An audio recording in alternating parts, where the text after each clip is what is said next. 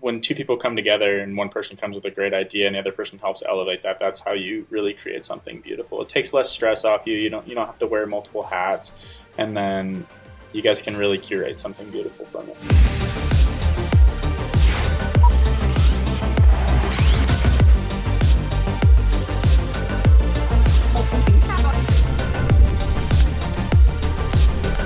Welcome back to another episode of the Rough Cut Club. I am so happy to be back in the studio today because I come bearing really great news that we have the Robin to my Batman, the peanut butter to my jelly, and my co-pilot on this aircraft, Mr. Shane Reitzammer, back in the building. Shane, it is good to have you back, my friend. Dude, you gotta get paid more for these intros, bro. I'm like hyped up. He left us a father of one, came back a father of two beautiful girls, man. Tell me about the last 3 weeks for you, bro. We've missed you in the studio.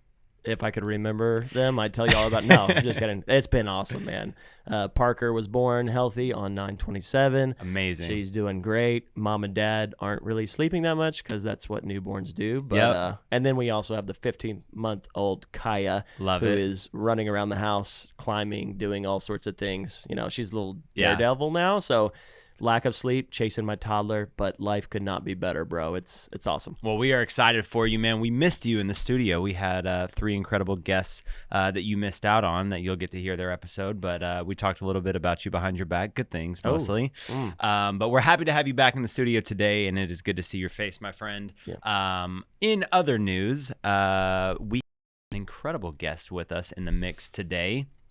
He is a director of photography extraordinaire, Stone Cold Killer, all the way out from Phoenix, Arizona, welcoming to the show for the very first time our newest Rough Cut Club member, Mr. Tyler Chandler. Tyler, welcome to the show, my friend. Thanks for having me, guys. I'm stoked. I know we had to reschedule, but we're here, so that's all that matters. And yeah, I'm pumped to do this. Yeah, man. We have been a fan of your work from afar. I don't actually know how I stumbled across your page, but a long time ago I found you and I was like, man, this dude's work is incredible. And I kind of followed him, little ghost follower for a long time. And I was like, man, I got to get him on the show, just connect with another fellow DP. And this podcast is really just an opportunity for me to find people on Instagram who I think are tight and just hit them up and be like, let's talk for an hour. Wow. So basically the Rough Cut Club is Joey stalking other fellow filmmakers. I mean, to a degree, man. I just find people online who are crushing it, and I said, let's be friends. So, Tyler, how does it feel to be stalked from Texas? You know, I got to say it's a first for me. So it's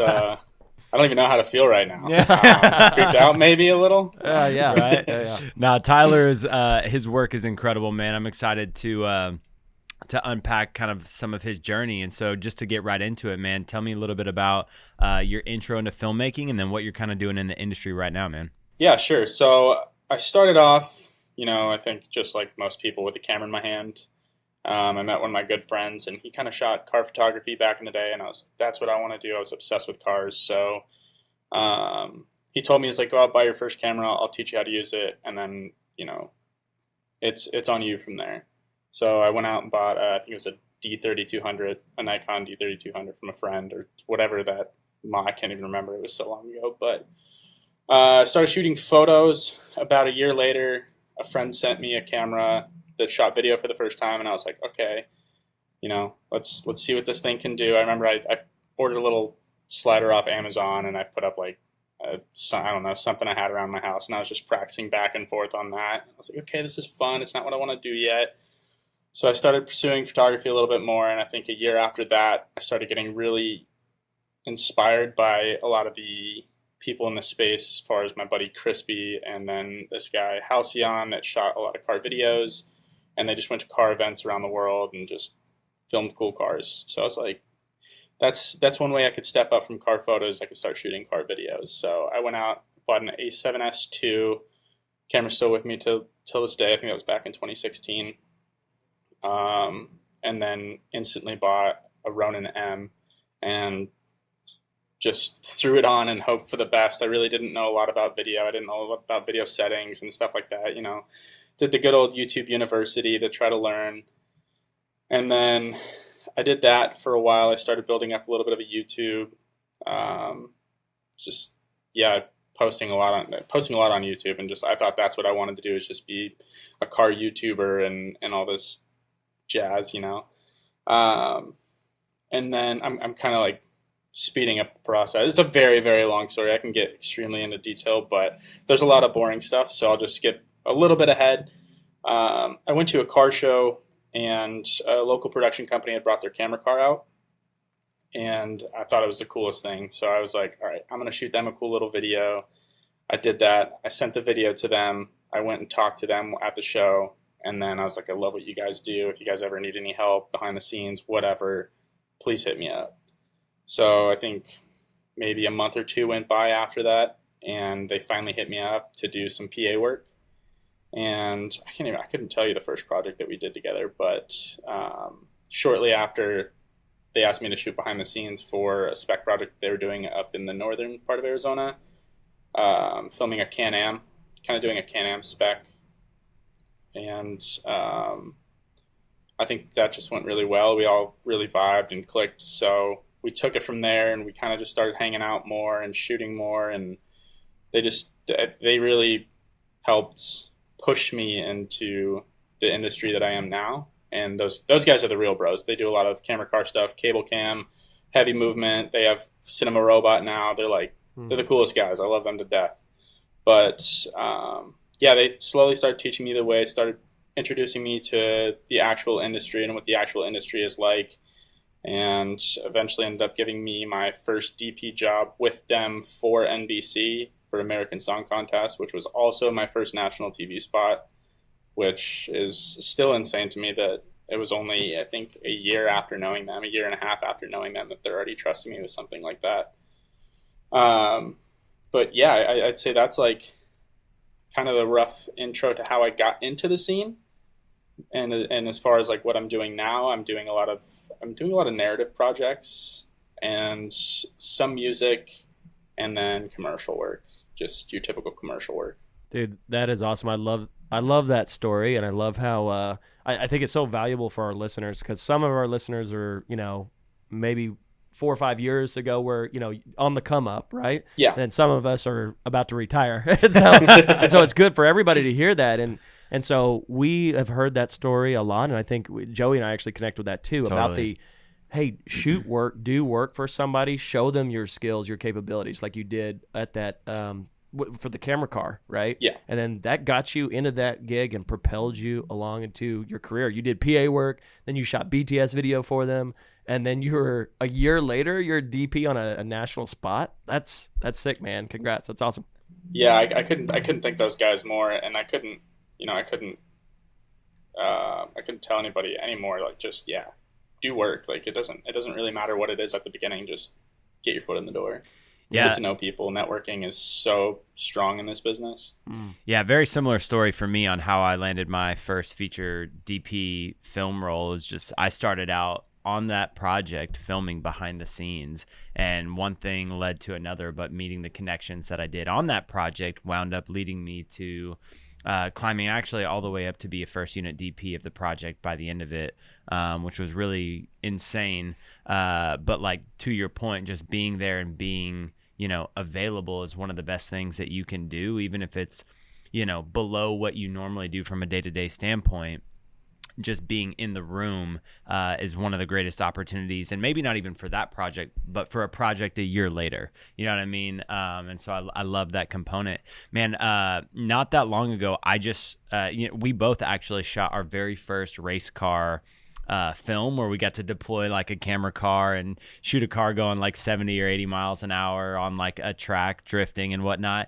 And it was one of the best days in my film career so far. Like, I have not had that much fun filming previous to filming this car spot. I gotta jump in because when he says camera car, Tyler, I gotta tell you, my RAV4 was deployed. Okay. And so we had a sweet, hook up with a mount for the back of the hitch, and maybe we can show some BTS on the YouTube episode. Yeah. It was an amazing day. But when he says camera car, I'm watching as the director producer, and I'm watching my RAV4 trying to hug these drift turns because we had a drift car chasing it. But turned out sick. Man. We should be dropping that anytime. You can probably find it on YouTube at this point. Yeah, we had a Ronin hooked up to the back of a hitch where we were doing remote operating off the back of it, but Shane's car was definitely not equipped for the drift track, and yet we deployed it anyway, and it turned out incredible. Yeah, so it handled surprisingly well. Good job, Toyota. It really did. Yeah, shout out to Toyota for that. Hire us to do a car commercial, Toyota.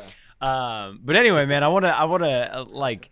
So when you're doing these car spots, do you get the same satisfaction out of doing? Because a lot of people do like the car spots where they're, waving a light over, the logo while it's parked and stuff like that. Do you get the same satisfaction out of doing stuff, from parked cars where it's just the sexy B-roll stuff instead of like the car chasing stuff like that? Or is that your main focus to like actually chase cars? I mean, I personally love it all. Like I said, I grew up a car kid. So all of it kind of, whatever helps tell the story of it, I do enjoy, and it is very difficult to light a car because it's a big subject. It's very reflective. You have to use huge soft sources in order to get it to look right, as far as like, I don't know, getting details and stuff like that. But you don't really have to think about that as much when you are doing chases. You just have to worry about, is the car in the reflection? And that's pretty much about it. But yeah, there's a couple different that you can be aggressive with the chase. You can be a little bit more calm. It kind of just depends on the story. But overall, I think it's all fun. Like I don't dislike doing anything car related, especially now that it's more story based or there's a purpose to it as opposed to my YouTube stuff. That stuff got really repetitive because that was just, let's put a car in a cool area, shoot around it for a little bit, and then leave, and then maybe go do rolling shots somewhere. I don't know. But yeah, being able to use light to help motivate stuff or just show off cool details of the car definitely elevated that side for me. It's a great just like pro tip too that you brought up. Whether shooting a car that's super reflective or any object that's super reflective, the best way to fight that is by a huge soft source. You're going to be able to overcome those reflections. And so I love that pro tip that was inserted there. But man, I feel like there's a lot of filmmakers that are super interested in breaking into the car space, and it's super competitive. Do you have like any advice for the filmmakers who are interested in doing car cinematography to break into the industry and to actually land paid jobs in the space? Yeah. The best way that I could say to do it, I mean, this goes for everything, but spec work will help set you apart. Invest your own money into something that looks cool. And if you don't have a lot of money, you don't need that. Try to find a friend. Everybody has a car, so it doesn't really matter what kind of car it is. You work with what you got. So if your friend has a Toyota, make a cool Toyota commercial. It doesn't need to be this extravagant McLaren on a racetrack or something like that. Like, we'd all love to get to that point, but in order to get to those paying jobs, you have to be able to prove that you can do it. So starting somewhere is just the best way to do it. You just come up with a cool story, get a couple of friends together, go out, film, put it together, post it up, try to send it to a couple people, directors, producers, so on and so forth. And I'd jump in and say this too. So Cinema Story's been around since 2010. So we've been around for 13 years. And just more recently, we started doing spec commercials because we go, man, there's a lot of stuff we want to shoot, but we're not shooting.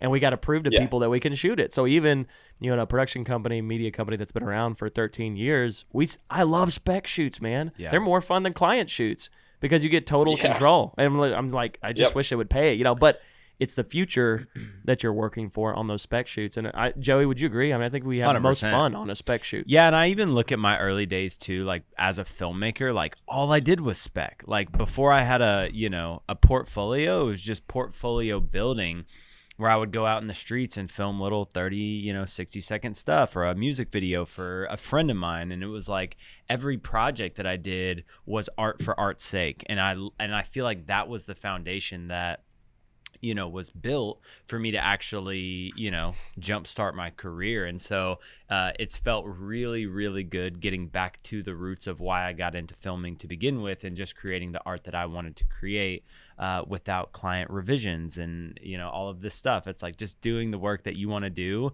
I always feel like, the passion that you have for those spec projects is the secret ingredient to landing you your very best work, which ultimately gets you on your next biggest set.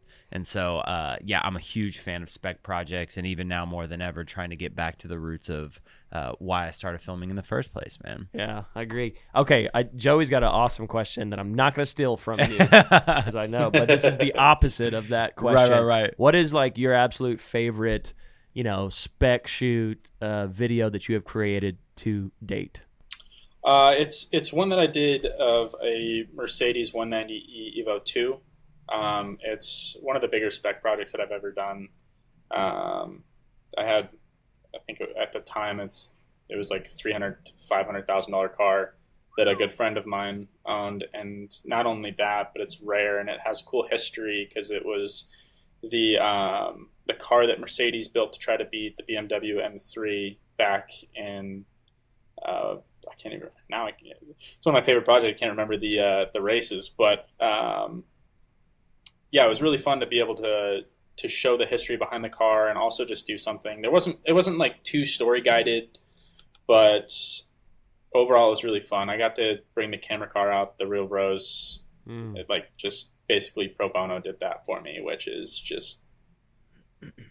I can't thank them enough because I don't even want to get the invoice for that. But that one was really special to me, just from the amount of help that I had and the story that we were able to create from it. And when you talk about stories, as a DP, are you also heavily involved in that storytelling of, for example, that favorite spot? Like, did you help craft the story, or was that a director-producer move, or a combination? Like, how does your process look in regards to storytelling? So for that project in particular, I was the director, the DP, the editor, the colorist, and then I had the Real Bros do the sound design on it, and then just various other pieces. So typically I don't like to step into the directing role or even the editing. Like, I'll do DP and color, and that's like all I do. But if I have a cool idea, or I think it's a cool idea, it can not be, but I'll typically try to form it myself and just really try to put my all into it. But that's rare because I don't know what it is, but it's hard for me to come up with a story. If someone hands me something, I can help craft it, or I can help get it to reality. But I gotta jump in, because Joey says that exact same thing all the time, and so that's where he and I dynamically work together well, because I can generate a story, and then I'm like, bro, make this look good. Yeah. Like, you figure out how this actually works, and he goes, yeah, I got it. And then we don't always see the same images in our head, but he improves it, and I love the end product. So I think that's definitely a DP thing. Like, you guys are like, hand me the story, and I'm gonna make it what you want it to be, and even better. Yeah, I mean, like, our job is literally to take the director's vision and bring it to life from a technical and creative standpoint, but then to take your vision and go, you don't know that we can do this on our end, but here's what we can do from a creative standpoint to make that story larger than life as you currently see it. And so I love not being in the director's chair and taking something that the director has and says, well, let's take this to this level instead of where you currently have it. Like, that is where I get the most amount of fulfillment as a DP, when I can take and just execute your vision, but not only execute it, but elevate it past what you were even expecting. Like, it is the pinnacle of like fulfillment in what I do. Absolutely. Yeah. We're all collaborators at the end of the day. Mm-hmm. Right. And, without a director, I wouldn't say I'm nothing, but when two people come together and one person comes with a great idea and the other person helps elevate that, that's how you really create something beautiful. It takes less stress off you. You don't have to wear multiple hats.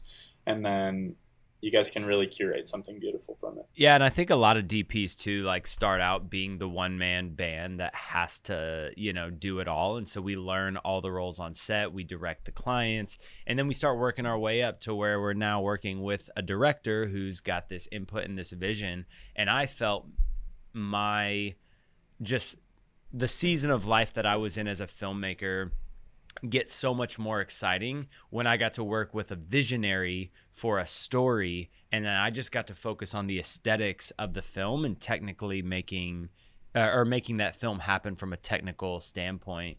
And I got to, pour more time into how I can use my paintbrushes and different, how I can touch the canvas differently rather than producing and directing and doing all of it. And then I don't even have time to just marinate on all the different ways I can creatively bring the story to life. And so it's a fun chapter to move into where you're working with a director and just getting to be a DP instead of the one-man band that does it all. Absolutely. Well, bro, there's got to be, in all the spec car shoots that you've done, there's got to be at least one horror story of a camera going down or a ticket being issued. There's got to be something. Give me one horror story, because this dude has a Rolodex of really tight car projects, and even just from the one that we did, we almost had a camera go down. And so I need one horror story from your car experiences. Thankfully, I haven't had too many. I mean, there's stuff here and there, like you're going to set up a car rig or something and you don't fully latch it on and your hand's still on it and it drops a little bit. You're like, okay, well, let's get that on there. Make sure you put safeties on that. I think you guys remember that one viral video that was going around of was a Ronin 2 falling off with the red going flying and all that stuff like that, just because it didn't secure it. Then they blamed it on the PA and all that. But luckily, I haven't gotten too many. I got one ticket. I was in Ocean City, Maryland, filming the H2OI car event out there, and I was hanging out the window of a guy I just met to film another car. And they're strict on the strip out there in Ocean City, so they pulled me over. They gave me a ticket for negligence, I think it was, and then they also ticketed the driver. Man, you. yeah. So that wasn't fun. I had to end up paying that. But yeah, thankfully, I haven't had too many stories. I try to be as safe as possible, especially when you're working with expensive cars or you're working with expensive camera equipment too. It's not always just the cars that are really expensive, but it's good, man. You have to take in the safety precautions. That's a great track record. Only one ticket for negligence and no cameras down. That's awesome, man. What on that same vibe? Any like you kind of mentioned already, check all your safety straps, all that stuff. What's your process to stay so safe when you're working around these expensive cars, when you're working with expensive cameras and placing them on the cars? Any tips that you can give our viewers, listeners? Safety checklist, like what are the things that have helped you be so safe? So I would always recommend a prep day of any sort, especially when you're doing, camera arm work. We have like a black arm or something like that. And then the day of, I put ratchet straps that hold the speed rail onto the car. It's already mounted down, but I go like extra precaution. I don't play around with that stuff. So I do safety from the camera to the gimbal, and then I do the gimbal to the arm as well, just as a double safety. And then anything else that's like loose and hanging, I'll try to find a way to rig it on there, whether it's gaff tape the crap out of it or something. Make sure everything is really rigid. Give it a good shake.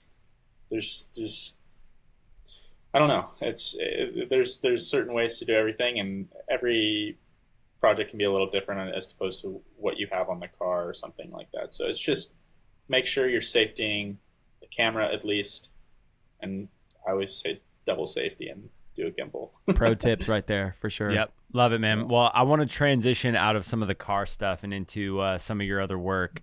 Before I get into your short film, though, you recently did a project with Ed Sheeran, correct? I did, yes. That was extremely special to me. That was awesome. Tell me about that shoot and kind of what went into it, man. Yeah, so that was it was released for his new album called Autumn Variations. We did fan visits, so he just randomly showed up at fans' house. Not randomly, it was obviously all curated, but he would surprise the fans. We told them they had this box coming, and they were going to open the box. It was going to be a big unboxing, and somebody was going to sit there and talk them through that. But we captured their reactions and all that. But it was really cool because we had, I think, 7 or 8 people on our team that were just shooting, and we shot 14 music videos over the span of 2 days. Wow. So there was 7 and 7 on each day, and it was, I think we had 4 and the other team had 3, but we were leapfrogging. So one team would go set up the house first, and then we'd be at the second house starting to get set up for the second house. And then Ed would show up to the first house, perform, and then come over to the second house. And then that team would go to the third house, and then after that we would go to the fourth house, and so on and so forth. Sometimes we would have a little bit longer than others, but the good thing was Ed is very good at what he does. He was able to hit it off first take at the most part. I think there was like one stumble where, it's a new album coming out. He might not have everything, but yeah, it was incredible. And hearing his voice in person is just, I mean, I used to listen to Ed Sheeran growing up. Like, it was unreal to me. That's probably the biggest celebrity that I've worked with to this date. And then at the end of it, he was so humble, and he came up and shook everyone's hands and gave everybody hugs, thanked the crew, and even hung out with some of the fans for a little bit. Maybe had like a drink with them or like played them extra songs, and it was really cool to see that. That's awesome, man. You got to tell me how you actually landed a project like that. Like getting a connect to do a video with Ed is a huge milestone in the career. I'm curious how you actually landed that. So I couldn't have done it without the Real Bros once again. They always bring me the really cool stuff. They've gotten me on tons of projects this year that I just never would have imagined. But so earlier in the year, we worked with Matchbox 20. I don't know if you remember them. They were kind of big back in the 90s or at least early 2000s. I mean, my mom listened to them when I was growing up, so I was pumped to do that. They had a couple of comeback songs, and we filmed that for a live performance at the Kelly Clarkson show. And that was through Atlantic Records. And so we interviewed Atlantic Records. We all hung out. We talked to them and stuff like that. And I think we just locked in like a good deal with them, or a good relationship, I would say, because they're awesome people. They were really fun to hang out with. I think we all meshed really well. We were all joking around. I have a funny little interview of them, like talking crap, but like it was all in good faith. It wasn't any animosity, but it was really fun. And then yeah, they hit the Real Bros up, said, hey, we need this many people. We have an Ed Sheeran shoot coming up. And luckily, I got to thank those guys again, because they hit me up and we made it happen.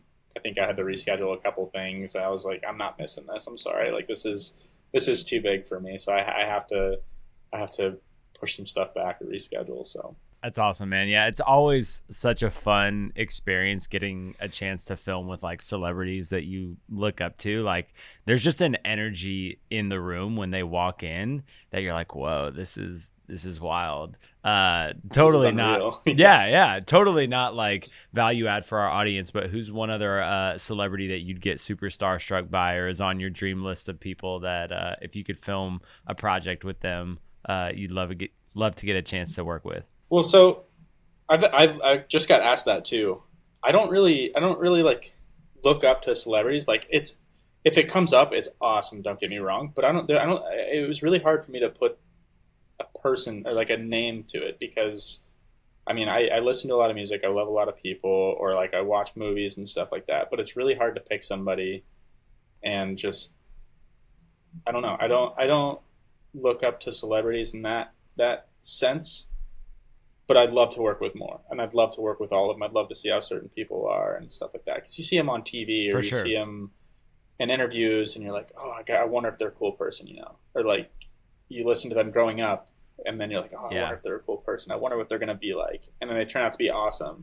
They turn out to be really genuine and really down to earth and humble, and that just solidifies everything. It's like, okay, that made all the music that I listened to as a child worth it, or like, I love it. I can get behind this person. I can support them. So, yeah, to touch on what you said, I can't put a specific name onto it, but there's definitely more that I'd love to work with. gotta say, Matchbox 20. I grew up with that, so I was born in the '80s. So that Matchbox 20 was definitely on my burned CDs, guys, and cassette tapes actually before the CDs.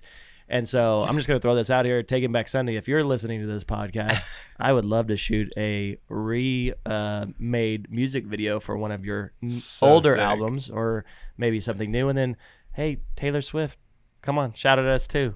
Let's go. Big budget music video. I love it. With their boy over here. Maybe a Joey Tyler combo. Man, that'd be dope. I gotta before I die, I want to shoot a project with Shia LaBeouf. He's on my list. I know he had a bad rap for a while. He's making his comeback now, and he's in the middle of his redemption story. But he's the number one lookalike that I get on a probably bi-weekly basis.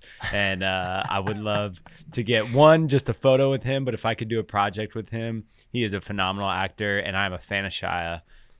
And I'm probably going to get some backlash for that, but hey, that's awesome. Shia, you could DP, and then you could also be a stand-in. Yeah. So I don't know how that would work. You have to Shia try to monitor, but yeah. There you go. If I could do a cameo, no, that's beautiful. Yeah. His comeback story is pretty crazy, actually. Dude, it's super I just watched the wild video and all that. Yeah, man. Yeah. He's got a really, really powerful like redemption story that he's like in the middle of having just like a total heart transformation right now from, an abusive background and, some rough stuff. And now he's like having kind of like an awakening, and I'm definitely like super happy for him. Like at the end of the day, like that's a beautiful story for anyone. So yeah. Shout out to Shia. Hopefully you work together. Shout out to Shia, man. Well, dude, I want to talk about some of the narrative projects that you've gotten to work on. I know you got a big one right now that you just got done shooting called Omertà. Am I pronouncing that right? Omertà. Tell me about Omertà, man. So Omertà was a project that a good buddy of mine, Nolan, brought to me. We had done a couple of like local business shoots at the time that he brought this to me, and it was the biggest project that I had seen to date, because it was my first time stepping into like full DP role where like I'm managing crew, I'm managing the lighting, I'm doing everything on that end. So much previs that I didn't know anything about that at the time. So I was like, I downloaded Cinetracer, I started building out all the scenes and stuff like that, and I was having a lot of fun with that. But yeah, I would say it was at the time, and this is literally a year ago, actually. I think it was right when we started filming. Yeah, about October, at the end of October is when we first started filming for Omertà. It was a 4-day shoot, best crew. It was awesome. I couldn't thank anybody more. We did it. I don't want to tell like the specific budget, but we did it for under $5,000. Wow.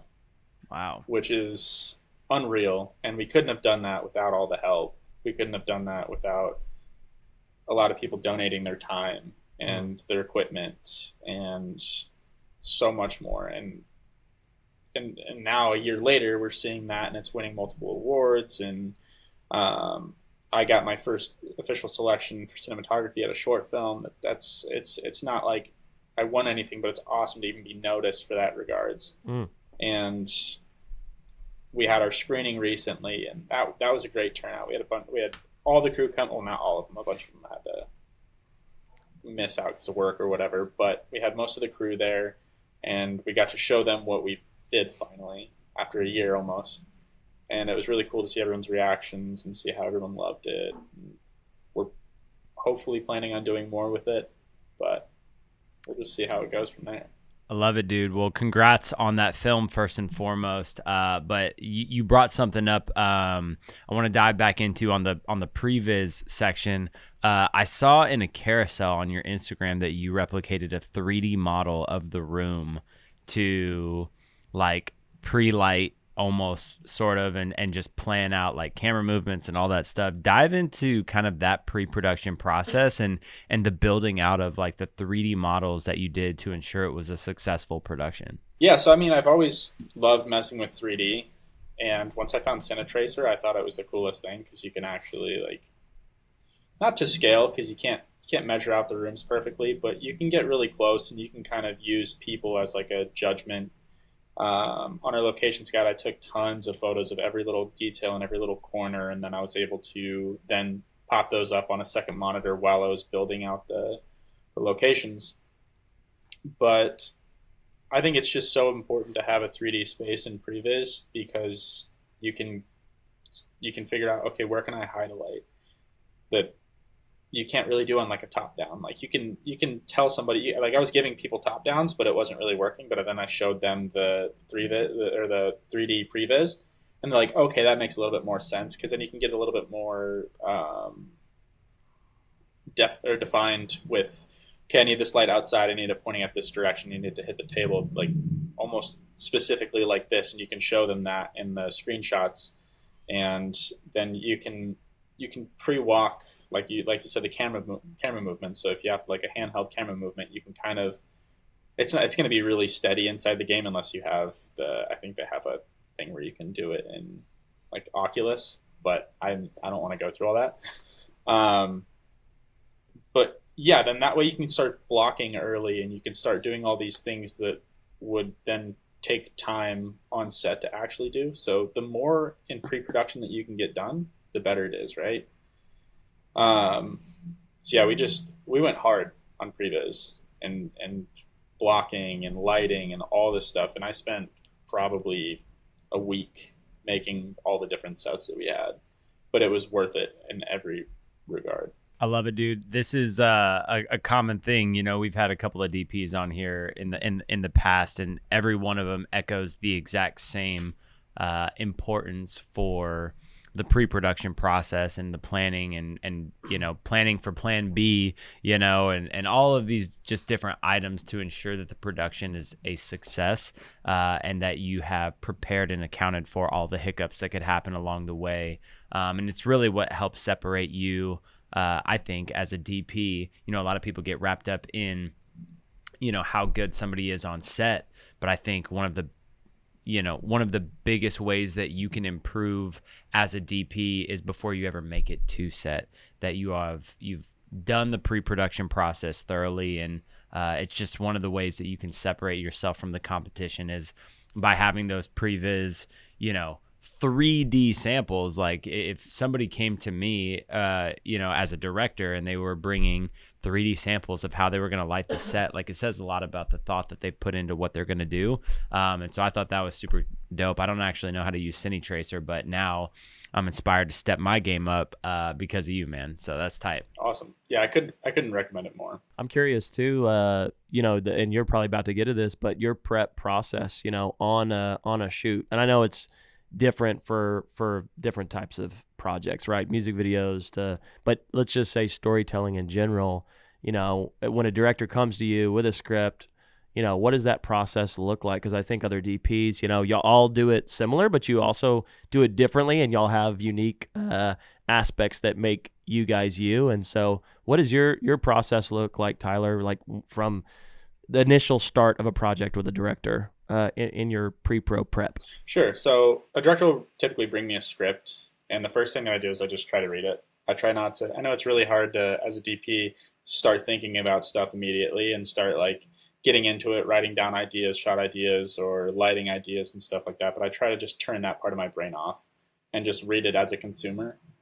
And that helps me kind of get a little bit more involved in the actual story, because at the end of the day, the cinematographer is just there to help tell the story visually, not come in here with the best things that we can do. And although it's you know, we try to elevate that and do the best things that we can do, but our goal is to tell the story visually in a way that makes sense to the actual story.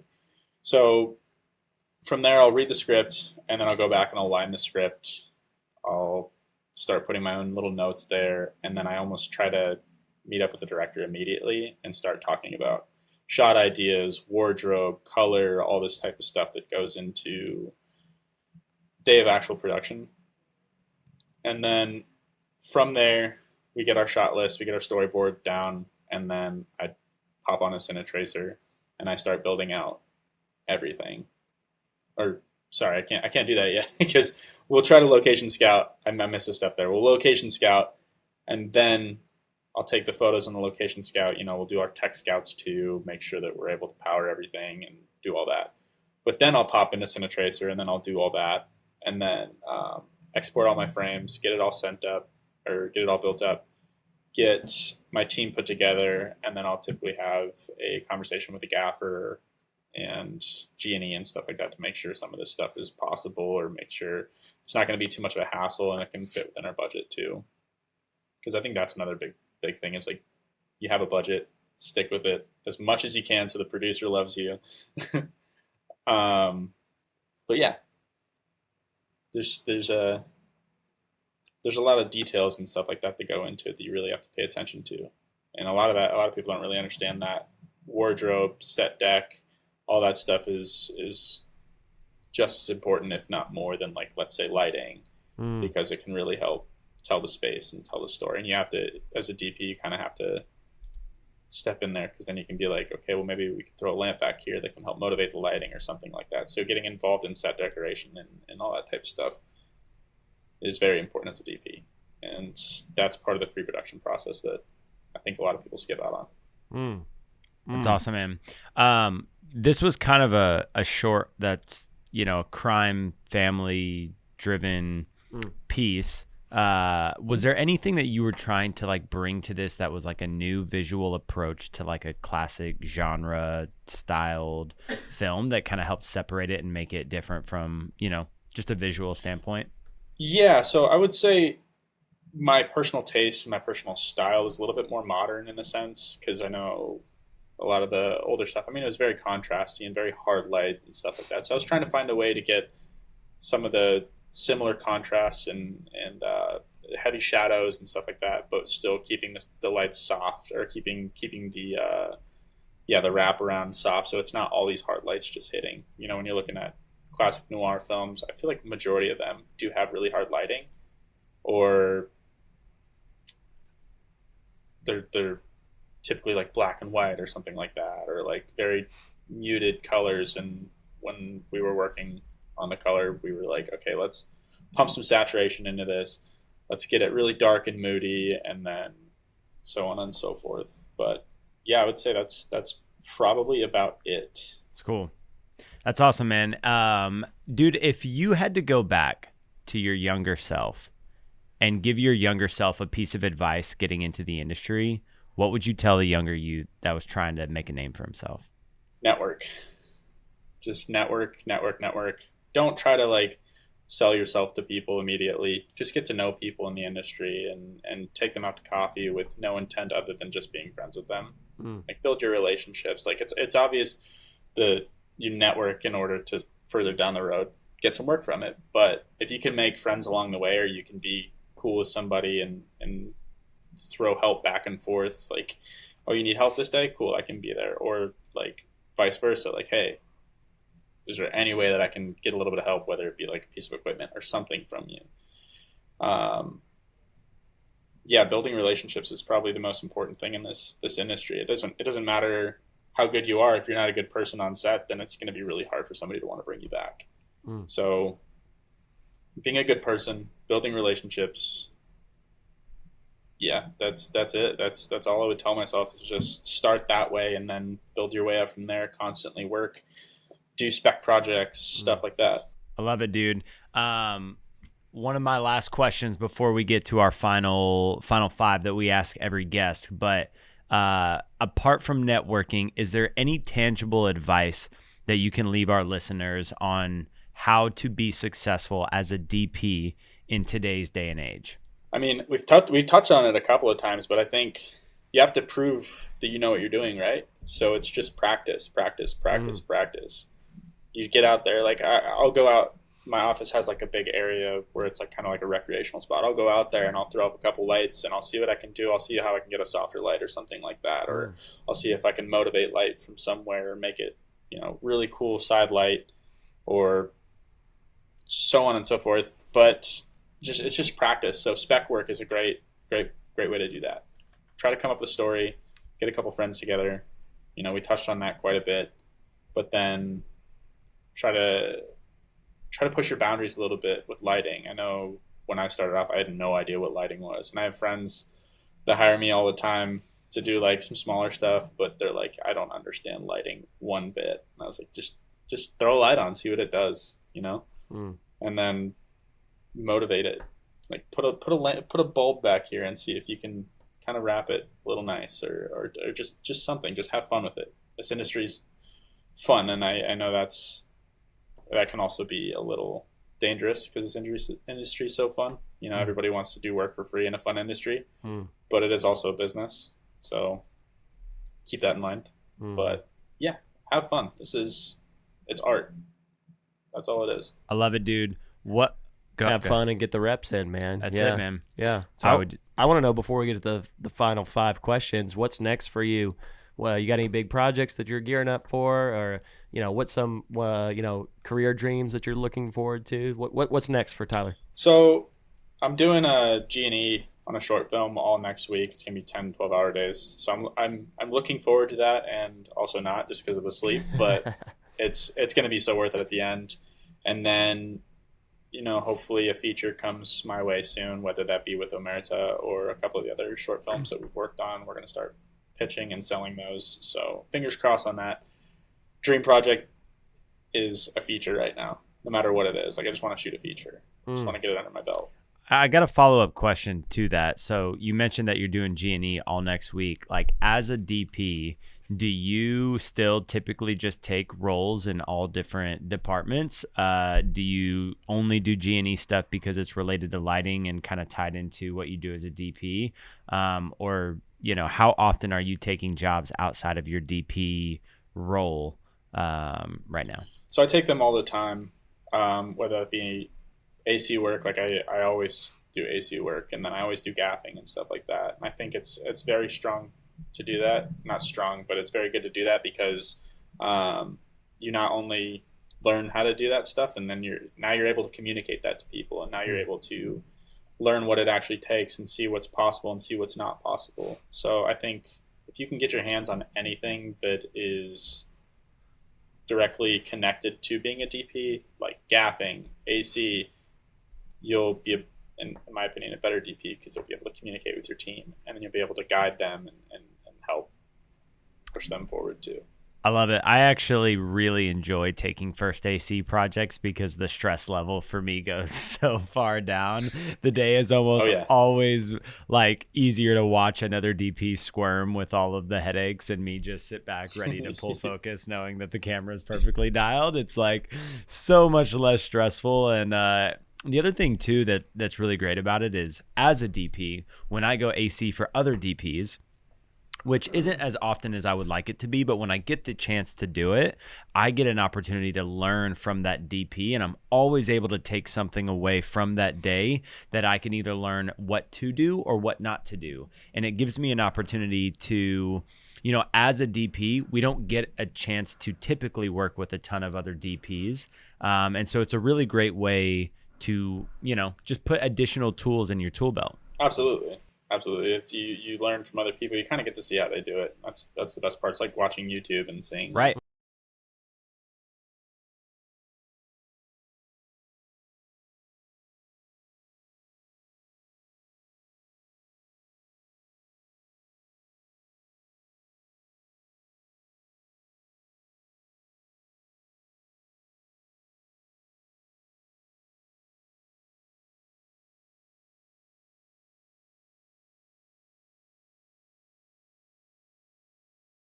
Become a more well-rounded, person with a camera in my hands, and iron out some of the kinks that came up along the way on set. Absolutely.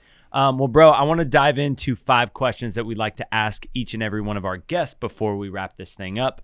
But if you could go back and do it all again differently in your career, what is one thing that you would change? I would try to get in this industry faster, whatever it would be, like hopping into lighting or hopping into camera department, not kind of doing the YouTube route, because I feel like that was fun and it did teach me a lot, but I felt like it slowed me down as to my goals, and maybe I didn't know them back there, and maybe I didn't know what I wanted to do in the future. But yeah, I would say just try to get in as quick as possible to the actual industry and learning the industry. And yeah. What excites you the most about the current film industry or market? Oh, so much. I love camera systems. I think I feel like we just have so many cool camera systems, whether it be cable cam, cinema robot, I know some systems have been around forever, but there's a lot of new stuff coming out and a lot of new developments and a lot of new pieces of equipment. And I know you shouldn't get hung up on equipment, but there's a lot of things that are good that help take a lot of the stress off your back on the day that you're shooting.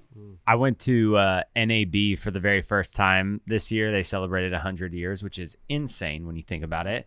But I went to NAB for my very first time, and I was a kid in a candy shop just seeing all of the new tech gear that was coming out on the market and all of the ways that our life was going to get easier and all the ways that my bank account was going to deplete to zero. But yeah, man, the new tech that is coming out right now to make our images prettier and our life easier is unbelievable. And what a time to be a filmmaker, man. Absolutely. What is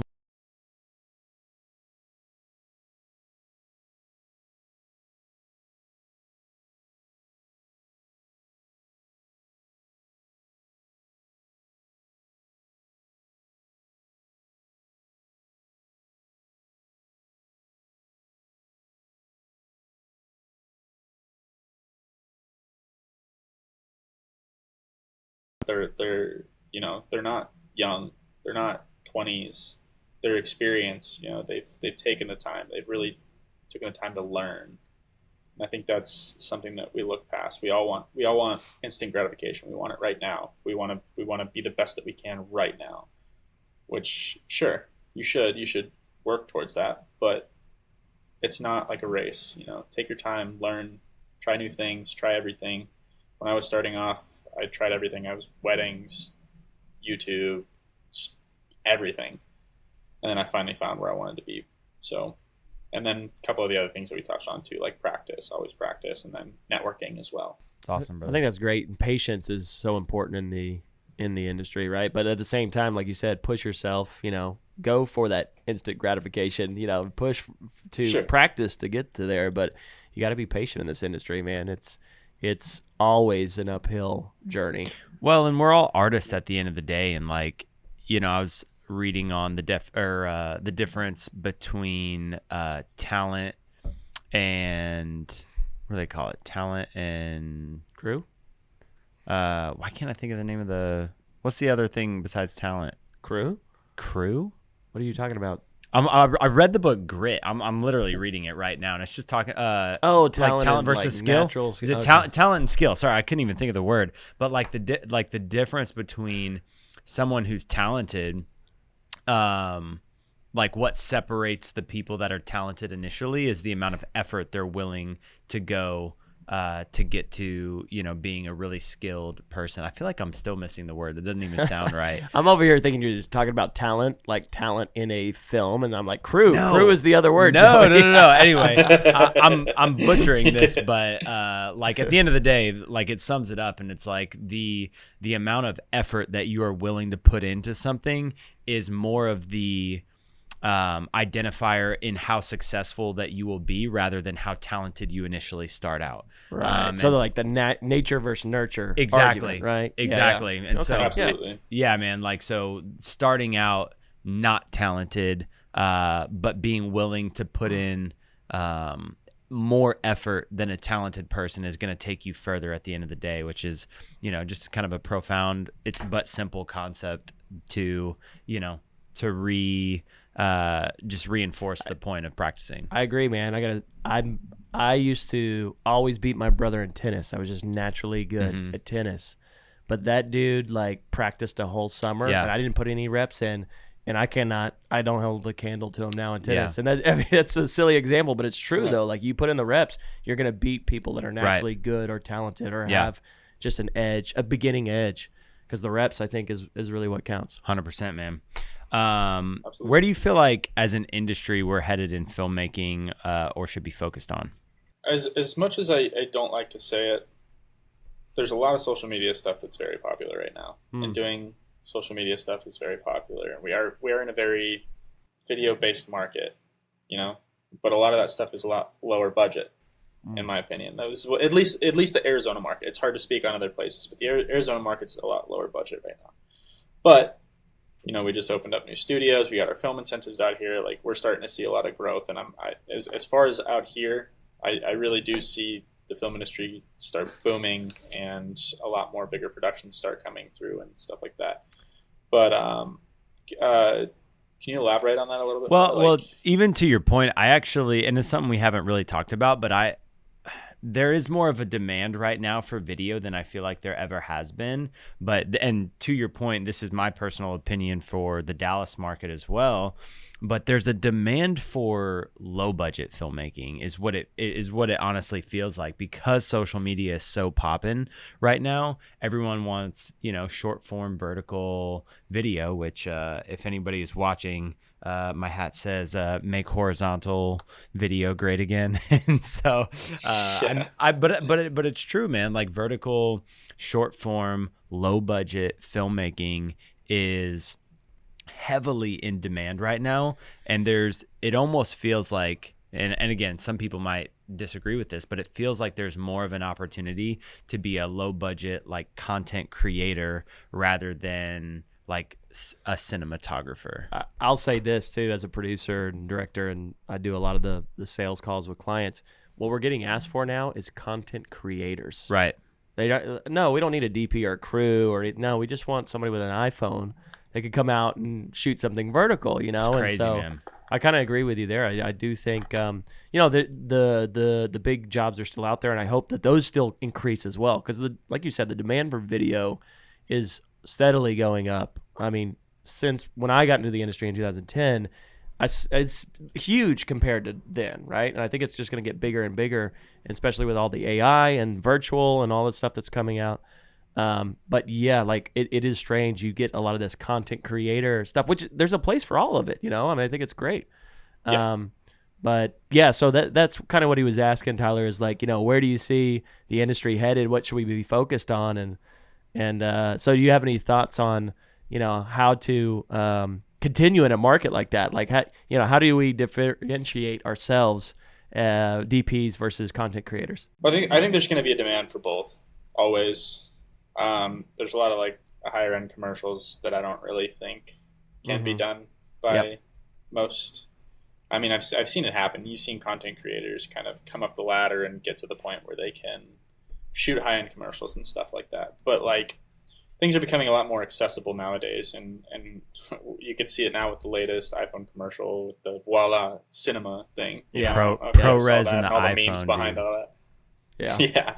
But like things are becoming a lot more available, and then there's stuff like that's being pushed out in front of people, so the people aren't really educated on the difference between what that was able to create versus like a full crew and all that type of stuff, or like an iPhone versus like full crew, or like one person versus full crew. And I think that's the whole debate about the creator. Have you guys seen that movie yet? I haven't, but I want to so bad, bro. It looks so good. FX3s, Yeah. right? Shot on the FX3. Yeah. Gorgeous, absolutely gorgeous movie. And yeah, it was done on FX3, but it had an $80 million budget, right? And Greg Fraser was helping out, so yeah. So it's really hard to it's hard to beat that. There's a lot of technical aspects that a lot of people don't really understand.